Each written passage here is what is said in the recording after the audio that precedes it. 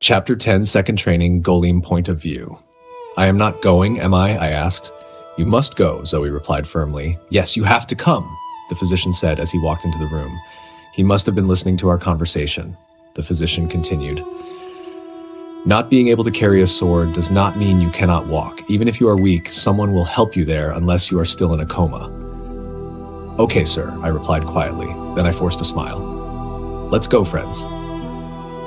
Deep down, I already had a hint of what was going to happen there. We walked quietly to the judgment room. When we arrived, we saw the captured slaves tied up like animals. Just then, Mr. Hudson walked in with the other rulers of the house, including the physician. A guard followed behind them. My slaves, Mr. Hudson called loudly. Yes, master, all the slaves replied together. I quickly joined them. Yes, master. Mr. Hudson spoke again, his voice cold. Before you stand two traitors, they took their stupidity to the next level by attempting to escape this overprotected mansion. He began walking slowly in front of us.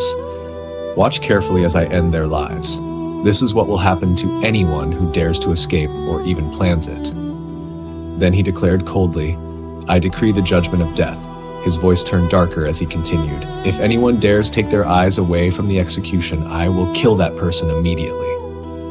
One of his bodyguards stepped forward. He raised his sword high, then a head fell to the ground. Gasps filled the air, but no one moved. Mr. Hudson scanned the crowd. You! Step forward. No one moved. You! He repeated more sharply. A guard dragged out a girl who had turned her eyes away. She was kill her now, Mr. Hudson ordered. Please. No, the girl begged, but there was no mercy. Another guard lifted his sword. I forced myself not to look away. I heard the blade cut. Silence filled the air. Inside me, something changed. A new anger began to grow. The anger to escape, the anger to destroy the Hudson family.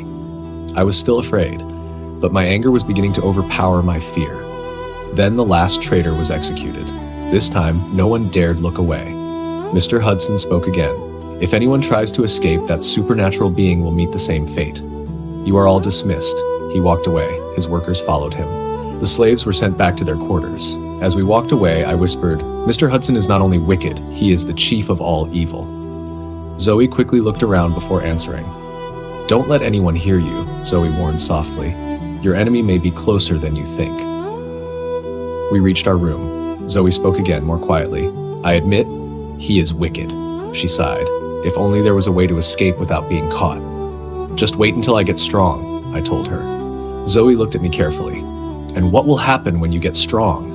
I smiled slightly. I'm not telling you. She raised an eyebrow. But when I do get strong, I added, I'll be willing to tell you. After a short silence, Zoe said, Why does my mind tell me you are planning something crazy? Well, I replied, maybe your mind is telling the truth, or maybe it's lying. She gave me a serious look.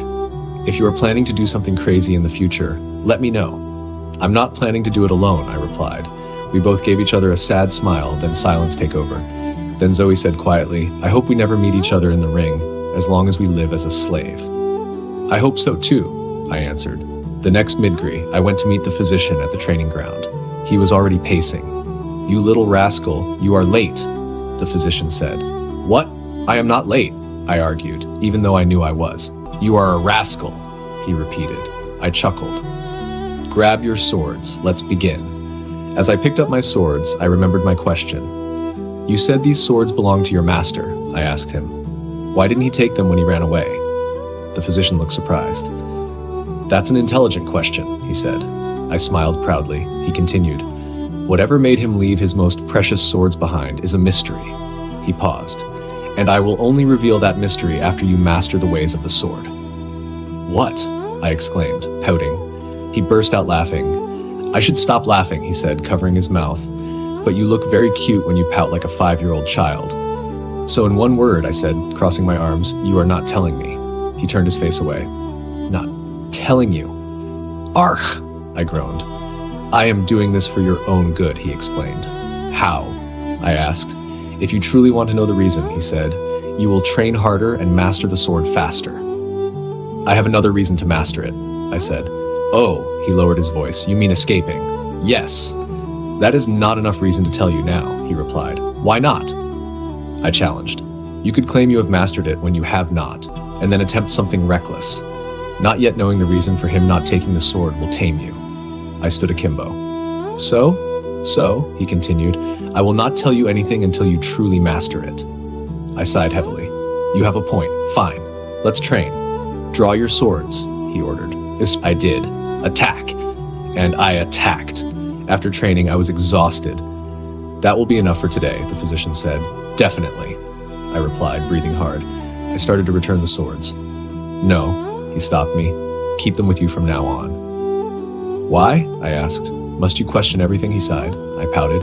He continued, a slave could claim them as his or her weapon, and I know you still want to master it right. He was right. I'll head back now, I said. Don't forget, he added, I am bringing something for you tomorrow. What are you bringing? I asked. You'll know tomorrow.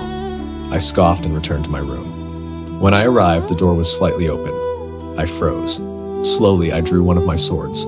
Protected under the Copyright Act 2025. Reproduction or adaptation without permission is prohibited. Kindly make sure to like, comment, and subscribe. Stay tuned for the next chapter.